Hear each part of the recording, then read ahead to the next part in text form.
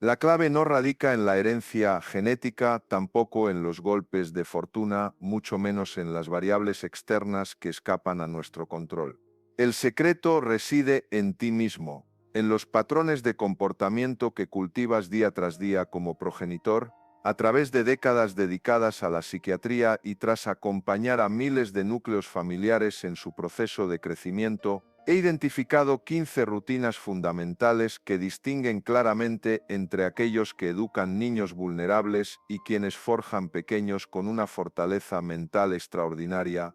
En este momento deseo compartir contigo algo que posee el potencial de revolucionar completamente el futuro de tus descendientes. ¿Has reflexionado alguna vez sobre el motivo por el cual ciertos menores demuestran una resistencia psicológica excepcional mientras otros se desploman ante la menor adversidad? ¿Por qué algunos pequeños abordan los retos con coraje mientras otros evitan el primer inconveniente que se les presenta? Debo alertarte sobre algo importante. El contenido que estoy a punto de revelarte cuestionará profundamente numerosas convicciones que mantienes acerca de la educación infantil. Descubrirás que ciertas actitudes que consideras protectoras para tus hijos en la práctica los están fragilizando. Aprenderás que construir resistencia mental en un menor no guarda relación alguna con ser severo o distante, sino precisamente lo opuesto. Si permaneces conmigo hasta el final de esta presentación, no solamente conocerás estos 15 hábitos revolucionarios,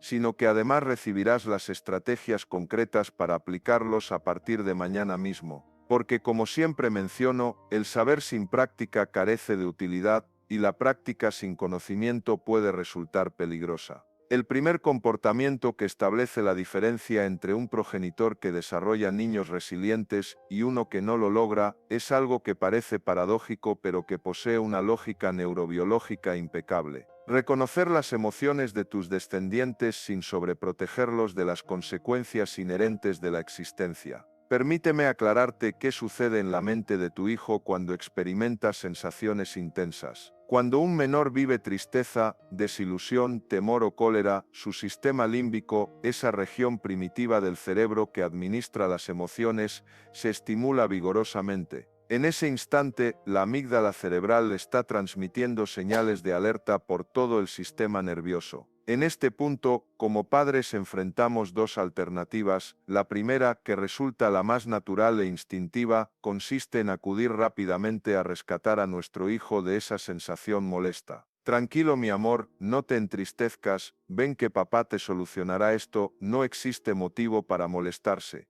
Esta respuesta, aunque nace del afecto más genuino, transmite un mensaje riesgoso al cerebro del niño: las emociones complejas son negativas, no puedes gestionarlas solo y siempre existirá alguien que te salve. La segunda alternativa, que caracteriza a los progenitores que educan niños mentalmente resistentes, consiste en validar la emoción, permitiendo que el menor la procese. Observo que te encuentras muy molesto porque tu hermana tomó tu juguete. Comprendo que te sientes triste porque tu amigo no quiso acompañarte. Es natural que sientas temor ante esta situación desconocida. ¿Qué diferencia genera esto a nivel neurológico? Cuando validamos sin rescatar, estamos contribuyendo a que la corteza prefrontal del niño, esa sección del cerebro responsable de la regulación emocional y la toma de decisiones, se fortalezca. Es como si estuviéramos ejercitando ese músculo mental. Te proporciono un ejemplo práctico. Tu hijo de 8 años llega llorando porque en la escuela un compañero le dijo algo ofensivo. El impulso natural es decirle: no le prestes atención, él no sabe lo que dice, o peor aún, mañana hablaré con su madre. Un padre que educa a niños mentalmente fuertes diría: veo que esas palabras te han lastimado mucho. Es normal sentirse así cuando alguien nos dice algo hiriente. Cuéntame, ¿cómo crees que podrías manejar esta situación si volviera a suceder?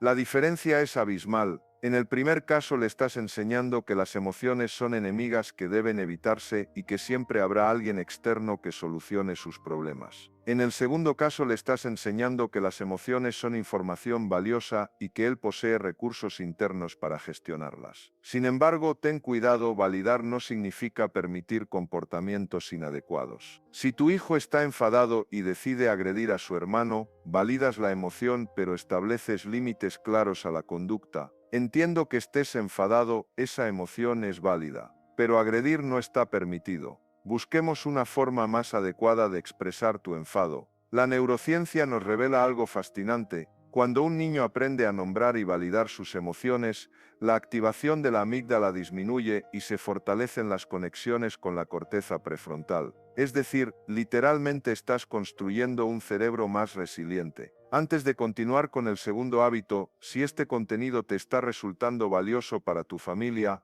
te solicito que le des like a este video y te suscribas al canal. Gracias por acompañarme en este viaje hacia una paternidad más consciente y hacia niños más fuertes. Nos vemos en el próximo video, donde continuaremos explorando herramientas prácticas para el bienestar de nuestras familias. Cada like me indica que este mensaje está llegando a padres que realmente desean criar hijos más fuertes, y tu suscripción me permite continuar investigando y compartiendo herramientas que pueden transformar la vida de nuestros niños. Además, cuando te suscribes y activas la campanita, te aseguras de no perderte ninguna estrategia que pueda ayudarte en este hermoso pero desafiante camino de la paternidad. El segundo hábito es uno de los más potentes, pero también uno de los más complicados de implementar en nuestra cultura actual, obsesionada con los resultados y el éxito inmediato. Los padres que educan niños mentalmente fuertes enseñan a sus hijos a valorar el proceso, el esfuerzo y el aprendizaje por encima del resultado final. Permíteme relatarte algo que me impactó profundamente en mi consulta.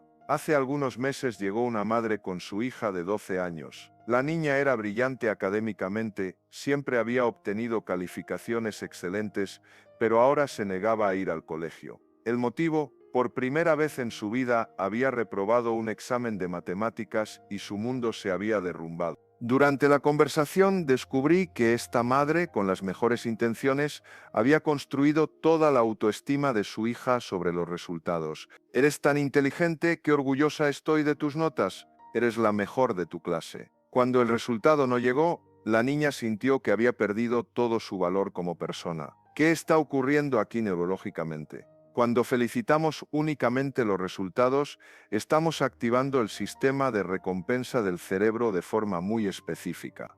El niño aprende que su valía como persona depende de obtener ese refuerzo externo. Su cerebro literalmente se vuelve adicto a la validación externa y desarrolla lo que llamamos una mentalidad fija. En contraste, cuando elogiamos el esfuerzo, la perseverancia, la estrategia utilizada o la capacidad de aprender de los errores, estamos fortaleciendo las conexiones neurales asociadas con la resiliencia y lo que los expertos denominan mentalidad de crecimiento. Te proporciono ejemplos concretos de cómo hacer este cambio. En lugar de decir eres muy inteligente cuando tu hijo obtiene una buena nota, prueba con veo que te esforzaste mucho estudiando y eso ha dado sus frutos. En lugar de eres el mejor jugador del equipo, prueba con me encanta ver cómo has mejorado tu técnica con tanto entrenamiento. Pero aquí viene la parte más difícil para muchos padres. También debemos cambiar nuestro lenguaje cuando las cosas no salen bien. Cuando tu hijo reprueba un examen, en lugar de consolarlo diciendo no pasa nada, tú eres muy inteligente, prueba con analicemos qué estrategias de estudio podemos mejorar para la próxima vez. Uno de los momentos más poderosos que puedes crear como padre es ayudar a tu hijo a encontrar el aprendizaje en cada fracaso. Cuando mi hijo menor tenía 10 años y perdió una competición de natación en la que había puesto muchas expectativas, en lugar de consolarlo con frases vacías, nos sentamos esa noche a analizar qué había aprendido de la experiencia. Me contó que había descubierto que se ponía muy nervioso antes de las competiciones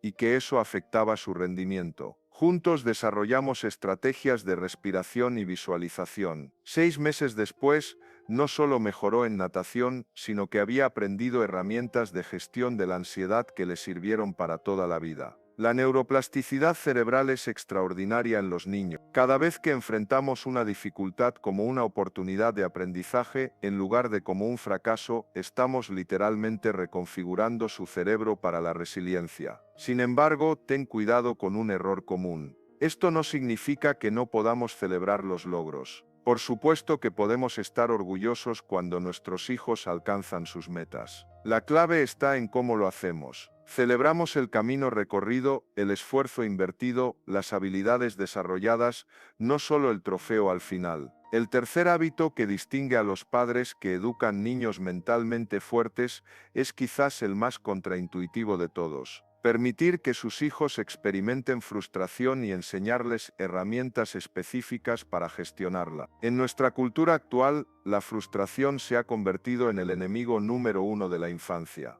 Los padres corremos a eliminar cualquier obstáculo que pueda causar malestar a nuestros hijos. Si el rompecabezas es difícil, se lo resolvemos. Si el videojuego es complicado, se lo pasamos. Si la tarea del colegio le cuesta, se la hacemos nosotros. Pero aquí está el problema. La frustración no es el enemigo, es el entrenador personal de la fortaleza mental.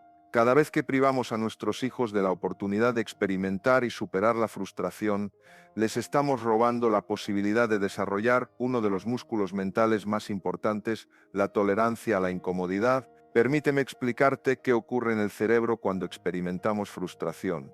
Cuando nos enfrentamos a un obstáculo que no podemos resolver inmediatamente, se activa una red neuronal compleja que incluye la corteza prefrontal, el giro cingulado anterior y varias regiones del sistema límbico. Esta activación, aunque incómoda, es absolutamente necesaria para el desarrollo de la perseverancia y la creatividad. Los estudios de neuroimagen nos muestran algo fascinante. Los niños que han aprendido a tolerar la frustración desarrollan una corteza prefrontal más robusta, mejor conectada y más eficiente. Es como si cada experiencia de frustración bien gestionada fuera una sesión de entrenamiento para el cerebro. Pero aquí está la clave. Permitir frustración no significa abandonar a nuestros hijos a su suerte. Los padres que educan niños mentalmente fuertes actúan como entrenadores emocionales, no como solucionadores de problemas. Te voy a contar una historia que me compartió una madre en consulta. Su hijo, de 7 años, estaba intentando construir una torre muy alta con bloques de construcción. Una y otra vez la torre se caía y el niño se frustraba más. El instinto de la madre era ayudarle o sugerirle que construyera algo más sencillo. Pero recordó nuestra conversación anterior y decidió probar un enfoque diferente. Se sentó cerca de él y le dijo: veo que la torre se sigue cayendo y eso te está frustrando. La frustración es esa sensación incómoda que aparece cuando algo no sale como queremos, ¿verdad? El niño asintió. ¿Sabes qué? La frustración es como un entrenador muy estricto. Aparece para enseñarnos algo. ¿Qué crees que te está intentando enseñar ahora? El niño se quedó pensando y después de unos minutos dijo: quizás que necesito hacer la base más ancha. La madre validó su reflexión. ¡Qué observación tan inteligente! ¿Quieres probar esa estrategia? Lo que ocurrió después fue mágico. No solo construyó la torre más alta que había hecho nunca, sino que había aprendido algo mucho más valioso: que la frustración contiene información útil y que él tenía los recursos internos para procesarla y actuar en consecuencia. Pero enseñar a gestionar la frustración requiere herramientas específicas. Una de las más poderosas es la técnica de la pausa respiratoria. Cuando veas que tu hijo se está frustrando, enséñale a parar, respirar profundamente 3 veces y preguntarse: ¿qué me está intentando enseñar esta situación? Otra herramienta fundamental es el reencuadre. En lugar de ver la frustración como una enemiga, enseña a tu hijo a verla como información valiosa. Mi frustración me dice que este problema es importante para mí y que necesito pensar en nuevas estrategias. También es crucial enseñar la diferencia entre frustración productiva y frustración destructiva. La frustración es productiva cuando nos motiva a buscar nuevas soluciones, a esforzarnos más o a pedir ayuda de manera apropiada. Es destructiva cuando nos lleva a rendirnos, a explotar emocionalmente o a culpar a otros. Un ejercicio que recomiendo mucho a los padres es crear momentos de frustración controlada. Propon a tu hijo retos que sabes que le van a costar, pero que están dentro de sus capacidades si se esfuerza y persevera. Puede ser un rompecabezas un poco más difícil de lo habitual, una receta de cocina con varios pasos o incluso un videojuego educativo desafiante. Lo importante es estar presente como entrenador emocional durante estos momentos, no para resolver el problema por él, sino para ayudarle a procesar las emociones que surgen y a desarrollar estrategias de afrontamiento. El cuarto hábito es fundamental pero a menudo malinterpretado. Fomentar la autonomía progresiva de nuestros hijos sin abandonarlos emocionalmente. Los padres que educan niños mentalmente fuertes entienden que la dependencia excesiva es el enemigo silencioso de la fortaleza mental. En mi consulta veo cada vez más adolescentes y jóvenes adultos que llegan con una ansiedad paralizante ante las decisiones más básicas de la vida. ¿Por qué? Porque durante años sus padres, con todo el amor del mundo, han tomado todas las decisiones por ellos. Cuando un niño nunca tiene la oportunidad de elegir, de equivocarse y de aprender de sus errores, su cerebro no desarrolla las redes neurales necesarias para la toma de decisiones autónomas. Es como si tuvieras un músculo que nunca usas, se atrofia. La neurociencia nos muestra que la corteza prefrontal responsable de la toma de decisiones, la planificación y el control ejecutivo, se fortalece precisamente cuando la usamos para resolver problemas y tomar decisiones apropiadas para nuestra edad. Pero aquí está el arte. La autonomía debe ser progresiva y apropiada para el desarrollo. Un niño de 3 años puede elegir entre dos opciones de desayuno, pero no puede decidir si va o no al colegio. Un adolescente de 15 años puede gestionar su horario de estudio, pero quizás aún no esté preparado para decidir sobre ciertos aspectos de su vida social sin orientación. Te doy un ejemplo práctico que transformó la vida de una familia que vino a mi consulta. Tenían un hijo de 10 años que era brillante, pero no era capaz de organizarse básicamente. Cada mañana era un drama. La madre tenía que recordarle todo, desde lavarse los dientes hasta tomar la mochila del colegio. Implementamos lo que llamamos autonomía gradual, es decir, autonomía con estructura. Creamos un sistema donde el niño tenía la responsabilidad de prepararse para el colegio, pero con un soporte inicial que se iba retirando gradualmente. La primera semana, la madre le ayudó a crear una lista de verificación visual con todas las tareas matutinas. La segunda semana, él se encargaba de seguir la lista,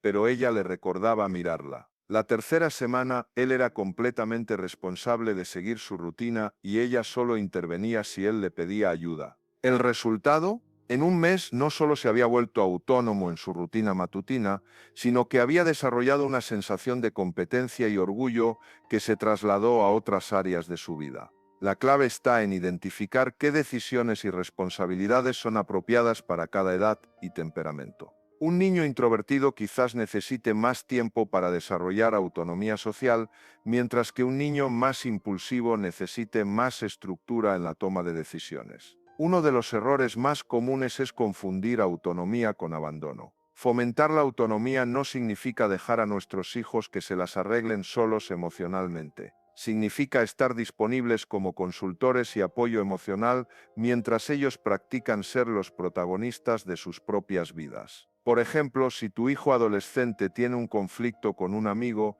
en lugar de llamar tú a los padres del amigo o decirle exactamente qué debe hacer, puedes decirle: veo que esta situación te preocupa. ¿Has pensado en qué opciones tienes? Estoy aquí para escucharte y ayudarte a pensar en las consecuencias de cada opción, pero al final la decisión es tuya. Otra herramienta poderosa es lo que llamo decisiones de bajo riesgo. Constantemente busca oportunidades para que tu hijo tome decisiones que tengan consecuencias naturales, pero no graves. ¿Qué ropa ponerse? ¿Cómo organizar su habitación? ¿Qué actividad extraescolar elegir? ¿Cómo gastar su dinero de bolsillo? Cada una de estas decisiones es una oportunidad de fortalecer su músculo de la autonomía, y cuando se equivoquen, porque se van a equivocar, no corras a rescatarlos. Ayúdales a procesar qué han aprendido de la experiencia. Recuerda que el objetivo no es criar niños que nunca cometan errores, sino niños que sepan aprender de sus errores y que tengan confianza en su capacidad para tomar decisiones y enfrentar las consecuencias. El quinto hábito es uno de los más desafiantes para muchos padres en nuestra época: establecer límites claros y consistentes mientras mantienes una conexión emocional sólida con tus hijos. Los padres que educan niños mentalmente fuertes entienden que los límites no son muros que separan, sino estructuras que dan seguridad y libertad para crecer. En mi trabajo he observado dos extremos igualmente perjudiciales. Por un lado, padres que confunden amor con permisividad y que evitan poner límites por miedo a que sus hijos no les quieran. Por otro lado, padres que ponen límites a través del miedo, la amenaza o la frialdad emocional. La neurociencia nos enseña algo fascinante sobre los límites. El cerebro de los niños literalmente necesita estructura para desarrollarse de manera saludable. Cuando un niño vive en un entorno con límites claros y consistentes, su sistema nervioso se siente seguro, lo que permite que la corteza prefrontal se desarrolle adecuadamente. Pero aquí está la clave. Los límites efectivos no se imponen desde la autoridad ciega, sino que se establecen desde el amor y se explican desde la lógica apropiada para la edad del niño. Te voy a contar la historia de una madre que vino a consulta completamente agotada. Su hija de 8 años había tomado el control de la casa. Decidía qué se cenaba, cuándo se acostaba, qué programas veían en televisión. La madre me decía, es que no quiero ser como mi padre, que era muy autoritario, quiero que mi hija se sienta libre y amada. Le expliqué algo que cambió por completo su perspectiva. Los niños no interpretan la ausencia de límites como amor, la interpretan como ausencia de cuidado. Cuando no pones límites, tu hija recibe el mensaje de que no te importa lo suficiente como para protegerla y guiarla. Implementamos lo que llamo el método CLEAR, claro, lógico, empático, aplicable y respetuoso. Claro significa que el límite debe ser específico y entendible para la edad del niño. No puedes pedirle a un niño de 4 años que se porte bien durante 2 horas, pero sí puedes pedirle que no golpee a su hermano. Lógico significa que las consecuencias deben aplicarse lo más cerca posible del momento en que se cruza el límite. El cerebro infantil necesita esta inmediatez para crear conexiones neurales claras entre acción y consecuencia. Empático significa que la consecuencia debe estar relacionada lógicamente con la conducta. Si tu hijo no recoge sus juguetes, la consecuencia lógica es que los juguetes no estén disponibles por un tiempo, no que se quede sin postre. Aplicable significa que debes ser capaz de sostener el límite que estableces. No pongas consecuencias que no vas a poder cumplir o que van a castigar más a la familia que al niño. Respetuoso significa mantener la dignidad del niño mientras aplicas el límite. Pero lo más importante de todo es cómo comunicas estos límites. Los padres que educan niños mentalmente fuertes usan lo que llamo límites conectados. En lugar de porque lo digo yo, utilizan frases como te pongo este límite porque te amo y quiero que aprendas a cuidarte y a cuidar a otros. Un ejemplo práctico. Tu hijo de 10 años quiere acostarse 1 hora más tarde entre semana. En lugar de un no rotundo o de ceder para evitar conflictos, puedes decir, entiendo que quieras quedarte despierto más tiempo y veo que ya eres mayor. El límite de las 9:30 existe porque tu cerebro necesita descanso para funcionar bien al día siguiente. ¿Qué te parece si los viernes puedes quedarte despierto hasta más tarde? Esta respuesta valida su deseo de autonomía, explica la razón del límite desde la lógica y ofrece una alternativa que respeta tanto sus necesidades como las reglas de la familia. Otro aspecto crucial es la consistencia. Los niños necesitan saber qué esperar. Si hoy el límite es uno y mañana es otro dependiendo de tu estado de ánimo, estás creando ansiedad en lugar de seguridad. Pero consistencia no significa rigidez. Hay momentos para la flexibilidad, especialmente cuando tu hijo demuestra madurez, cuando hay circunstancias excepcionales o cuando te das cuenta de que un límite necesita ajustarse conforme crece. Una de las herramientas más poderosas es involucrar a los niños en la creación de algunos límites familiares. Cuando participan en establecer las reglas, es mucho más probable que las respeten porque sienten que han sido escuchados y que forman parte del proceso. El sexto hábito que caracteriza a los padres que educan niños mentalmente fuertes es enseñar habilidades específicas de resolución de problemas en lugar de resolver los problemas por ellos. Este hábito es crucial porque en la vida adulta, la capacidad de enfrentar y resolver desafíos de manera autónoma será uno de los predictores más importantes de bienestar mental y éxito.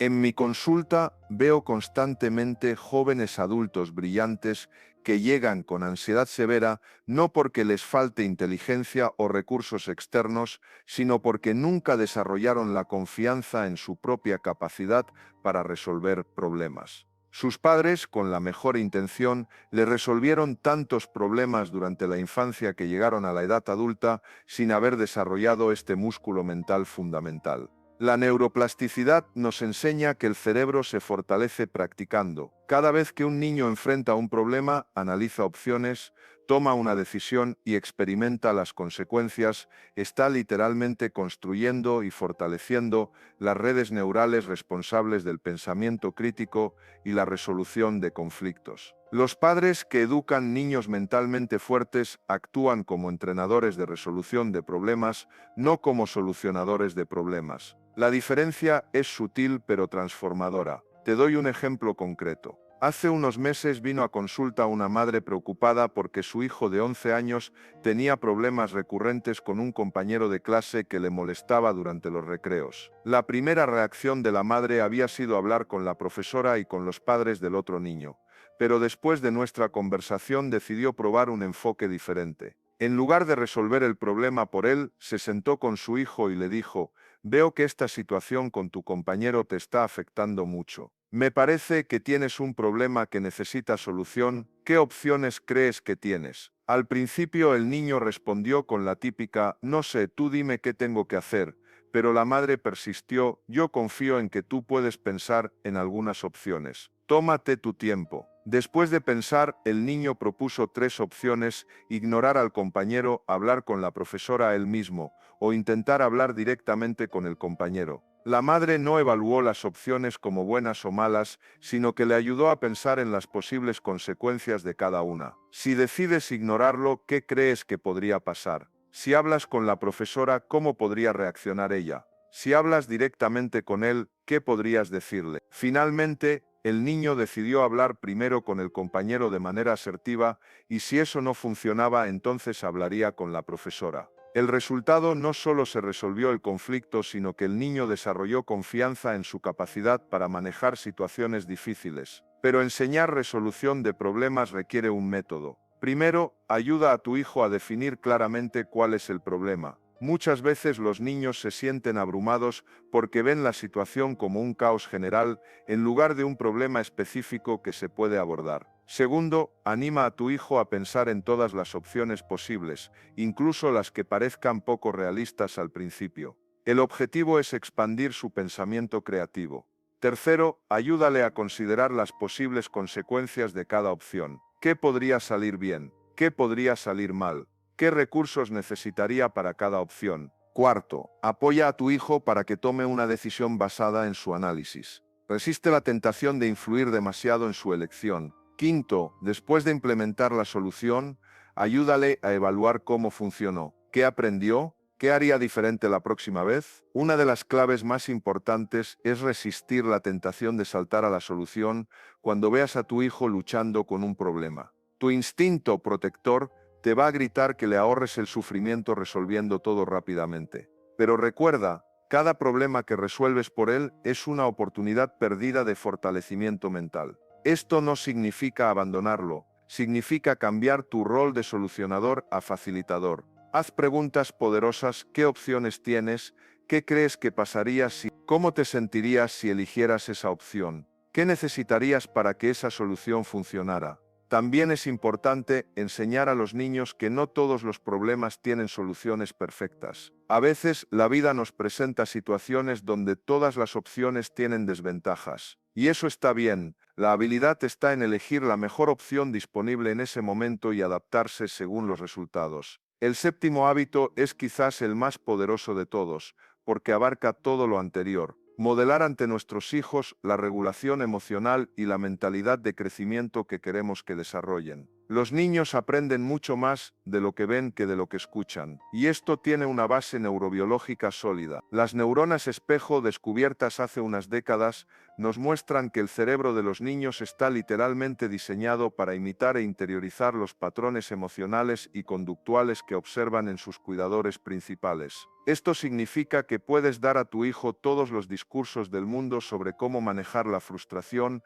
pero si él te ve explotar cada vez que se te cae algo o te equivocas, su cerebro va a registrar que esa es la forma normal de reaccionar ante las dificultades. En mi experiencia clínica, he observado que las familias más resilientes no son aquellas donde los padres nunca cometen errores o nunca se estresan, sino aquellas donde los padres modelan cómo gestionar los errores y el estrés de manera saludable. Te voy a contar una anécdota personal que ilustra perfectamente este punto. Hace unos años estaba preparando una presentación muy importante para mi trabajo y mi ordenador se bloqueó, perdiendo horas de trabajo. Mis hijos estaban en la habitación de al lado y escucharon mi reacción inicial, que no fue precisamente un modelo de regulación emocional. Después de unos minutos de frustración, me di cuenta de que tenía una oportunidad valiosa. Fui donde estaban mis hijos y les dije: ¿habéis oído que papá se ha enfadado mucho? He perdido un trabajo importante y mi primera reacción ha sido frustrarme muchísimo. Pero ahora me voy a parar, voy a respirar profundo 3 veces y voy a pensar qué opciones tengo para solucionar esto. Lo hice delante de ellos. Respiré conscientemente, verbalicé mis opciones. Puedo enfadarme más y no solucionar nada, puedo intentar recuperar parte del trabajo o puedo empezar de nuevo con lo que he aprendido. Elegí la tercera opción y les expliqué por qué. El resultado, meses después, cuando mi hijo menor se frustró porque se le borró un dibujo que había hecho en la tablet, sin que yo le dijera nada, se paró, respiró 3 veces y me dijo: papá, voy a pensar qué opciones tengo. Este es el poder del modelado. Los niños no necesitan padres perfectos, necesitan padres que les enseñen cómo ser humanos resilientes e imperfectos. Pero modelar la regulación emocional requiere conciencia y práctica. Muchas veces actuamos en piloto automático, especialmente cuando estamos estresados o cansados. Te doy algunas estrategias específicas que puedes implementar. Primera estrategia: la pausa consciente. Cuando sientes que una emoción intensa está a punto de desbordarte, especialmente delante de tus hijos, párate y di en voz alta: necesito un momento para calmarme. Esto no solo te da tiempo para regularte, sino que enseña a tus hijos que es normal y saludable tomarse pausas emocionales. Segunda estrategia: verbalizar tu proceso interno. Los niños no pueden ver lo que ocurre en tu mente, así que hazlo visible. Estoy sintiendo mucha frustración ahora mismo porque tengo muchas cosas que hacer y poco tiempo. Me siento preocupado por la reunión de mañana, pero sé que preocuparme no va a cambiar nada. Así que voy a enfocarme en prepararme lo mejor posible. Tercera estrategia: mostrar cómo aprendes de tus errores. Cuando cometas un error, especialmente si afecta a tus hijos, modela el proceso de responsabilidad y aprendizaje. He cometido un error al reaccionar así cuando has derramado el zumo. Me he dejado llevar por el estrés y eso no está bien. Lo siento y voy a intentar reaccionar mejor la próxima vez. Pero el modelado va más allá de la regulación emocional, también implica mostrar mentalidad de crecimiento en tu propia vida. ¿Cómo reaccionas cuando no sabes hacer algo? ¿Dices no se me dan bien las matemáticas o dices aún no domino este tipo de problemas matemáticos? ¿Cómo hablas de los desafíos? ¿Los ves como amenazas o como oportunidades de crecimiento? ¿Cómo te relacionas con el fracaso? ¿Lo evitas a toda costa o lo ves como información valiosa? Recuerdo a una madre que vino a consulta preocupada porque su hija de 12 años se rendía inmediatamente ante cualquier tarea que le parecía difícil. Durante nuestras conversaciones descubrimos que la madre constantemente decía cosas como: yo nunca fui buena para los idiomas o las matemáticas no son lo mío. Le propuse un experimento. Durante un mes iba a cambiar su lenguaje interno y externo hacia una mentalidad de crecimiento. En lugar de no soy buena para esto, diría: aún no he desarrollado habilidad en esto. En lugar de evitar desafíos, iba a verbalizar su proceso de aprendizaje delante de su hija. El resultado fue sorprendente. En menos de 2 meses, la hija había empezado a usar un lenguaje similar y a mostrar más perseverancia ante las dificultades. También es crucial modelar cómo pides ayuda. Los niños necesitan aprender que pedir ayuda no es signo de debilidad, sino de inteligencia emocional. Cuando no sepas algo, verbalízalo: no sé cómo resolver esto. Voy a buscar información o creo que necesito ayuda con este tema. ¿A quién podría preguntarle? Uno de los aspectos más poderosos del modelado es mostrar cómo te relacionas contigo mismo cuando las cosas no salen como esperabas. ¿Te criticas duramente o te tratas con compasión? ¿Te enfocas en lo que salió mal o también reconoces lo que hiciste bien? Los niños que crecen viendo padres que se tratan a sí mismos con compasión y que ven los errores como oportunidades de aprendizaje, desarrollan una voz interna mucho más saludable y resiliente. El octavo hábito fundamental es enseñar a nuestros hijos a desarrollar una mentalidad de gratitud y apreciación, no como un ejercicio superficial, sino como una herramienta neurológica poderosa para la resistencia mental. Los padres que educan niños mentalmente fuertes comprenden que la gratitud no es simplemente ser educado o agradecer, sino una práctica que literalmente reconfigura el cerebro hacia la positividad y la resiliencia. La neurociencia nos demuestra algo extraordinario: cuando practicamos la gratitud de manera regular, se fortalecen las conexiones en la corteza prefrontal y se liberan neurotransmisores como la dopamina y la serotonina, que están asociados con el bienestar y la felicidad. Además, se reduce la actividad en la amígdala, disminuyendo la respuesta al estrés. Pero aquí está la diferencia crucial. No se trata de obligar a los niños a decir gracias mecánicamente, sino de ayudarles a desarrollar una conciencia genuina de los aspectos positivos de su vida, incluso en medio de las dificultades. Te comparto una técnica que ha transformado la dinámica de muchas familias: la práctica de los 3 tesoros del día. Cada noche, antes de dormir, cada miembro de la familia comparte 3 cosas por las que se siente agradecido ese día. Pero la clave está en la especificidad y en incluir también los aprendizajes de las dificultades. Por ejemplo, en lugar de estoy agradecido por la comida, podríamos decir estoy agradecido porque hoy probé un sabor nuevo que al principio no me gustó, pero después descubrí que me gustaba más de lo que pensaba. Eso me enseñó a no juzgar tan rápido.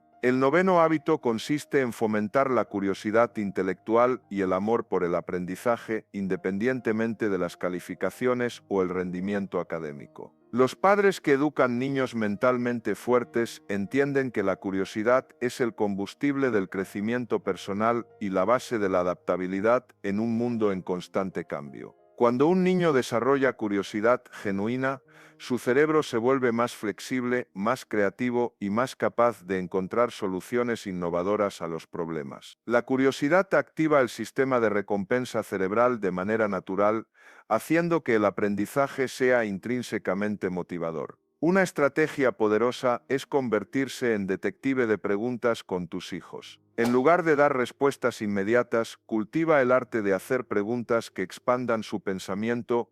¿Qué crees que pasaría si? ¿Por qué piensas que ocurre esto? ¿Qué otras explicaciones podrían existir? El décimo hábito implica enseñar inteligencia emocional de manera práctica y cotidiana. Los niños mentalmente fuertes no son aquellos que no sienten emociones intensas, sino aquellos que han aprendido a navegar por el complejo mundo emocional con habilidad y sabiduría. Esto incluye enseñarles a identificar emociones con precisión, no solo bien o mal, sino frustrado, decepcionado, esperanzado, orgulloso, a comprender que las emociones son temporales y que contienen información valiosa, y a desarrollar estrategias específicas para cada tipo de emoción. Una herramienta práctica es crear un diccionario emocional familiar donde juntos exploren diferentes emociones, qué las causa, cómo se sienten en el cuerpo y qué estrategias funcionan para gestionarlas. El décimo primer hábito se centra en cultivar la empatía y las habilidades sociales. Los niños mentalmente fuertes no son individuos aislados, son capaces de construir relaciones saludables y de contribuir positivamente a su comunidad. Esto implica enseñarles a ponerse en el lugar de otros, a comunicarse de manera asertiva, no agresiva ni pasiva, a resolver conflictos de manera constructiva y a ser ciudadanos responsables en sus diferentes comunidades, familia, escuela, barrio. Una práctica valiosa es la hora de perspectivas, donde regularmente exploramos situaciones desde diferentes puntos de vista, especialmente cuando hay conflictos o malentendidos. El décimo segundo hábito consiste en fomentar la creatividad y el pensamiento innovador. Los niños mentalmente fuertes no solo siguen instrucciones, son capaces de pensar de manera original y de encontrar soluciones creativas a los desafíos. Esto requiere crear espacios para la experimentación, la exploración e incluso el fracaso creativo. Significa valorar las preguntas tanto como las respuestas y celebrar los enfoques únicos, incluso cuando no produzcan los resultados esperados. El décimo tercer hábito implica enseñar el valor del servicio y la contribución. Los niños mentalmente fuertes entienden que formar parte de algo más grande que ellos mismos les da propósito y significado. Esto puede incluir actividades de voluntariado apropiadas para su edad, proyectos familiares de ayuda comunitaria o simplemente cultivar el hábito de buscar maneras de contribuir positivamente en situaciones cotidianas. El 14º hábito se enfoca en desarrollar una mentalidad de abundancia en lugar de escasez. Los niños mentalmente fuertes ven oportunidades donde otros ven limitaciones, celebran los éxitos de otros en lugar de sentirse amenazados y abordan los desafíos desde la confianza en lugar del miedo. Esto implica modelar y enseñar el pensamiento abundante. Hay suficientes oportunidades para todos, los errores son oportunidades de aprendizaje, las diferencias son recursos valiosos y siempre hay múltiples caminos hacia el éxito. Finalmente, el 15º hábito consiste en cultivar la esperanza y el optimismo realista. Los niños mentalmente fuertes no son ingenuos, comprenden que la vida incluye dificultades y sufrimiento, pero mantienen la confianza en su capacidad para enfrentar lo que venga y para encontrar significado y crecimiento en todas las experiencias. Esto requiere enseñarles a ver los desafíos como temporales, específicos y superables, a mantener una visión de futuro positiva pero realista, y a desarrollar lo que los psicólogos llaman esperanza activa, la combinación de optimismo con acción constructiva. Implementar estos 15 hábitos no significa ser padres perfectos o crear niños perfectos. Significa comprometerse con un proceso continuo de crecimiento, tanto para nosotros como para nuestros hijos. Significa entender que la fortaleza mental no es un destino, sino un viaje, y que cada día nos ofrece oportunidades para cultivar la resiliencia, la sabiduría y la capacidad de nuestros hijos para florecer en cualquier circunstancia. Recuerda, no se trata de aplicar todos estos hábitos de una vez. Comienza con uno o dos que resuenen más contigo, implementalos de manera consistente y gradualmente incorpora otros. La transformación real ocurre paso a paso, día a día, momento a momento. Si este contenido te ha resultado valioso, te agradecería que compartas tu experiencia en los comentarios y que nos acompañes en futuros videos donde continuaremos explorando herramientas prácticas para criar niños mentalmente fuertes y resilientes. Hasta la próxima y recuerda, cada interacción con tus hijos es una oportunidad para construir su fortaleza mental.